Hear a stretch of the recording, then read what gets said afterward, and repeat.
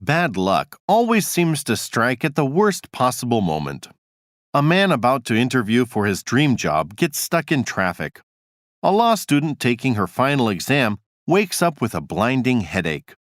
A runner twists his ankle minutes before a big race. Perfect examples of cruel fate. Or are they?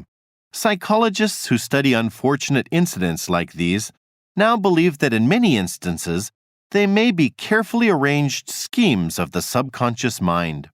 People often engage in a form of self-defeating behavior known as self-handicapping, or, in simple terms, excuse-making. It's a simple process.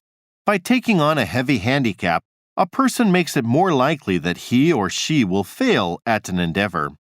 Though it seems like a crazy thing to do, it is actually a clever trick of the mind, one that sets up a difficult situation which allows a person to save face when he or she does fail.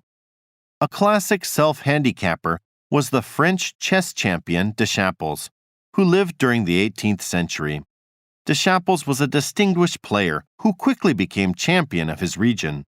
But when competition grew tougher, he adopted a new condition for all matches. He would compete only if his opponent would accept a certain advantage, increasing the chances that Deschapelles would lose. If he did lose, he could blame it on the other player's advantage, and no one would know the true limits of his ability. But if he won against such odds, he would be all the more respected for his amazing talents. Not surprisingly, the people most likely to become habitual excuse makers are those too eager for success.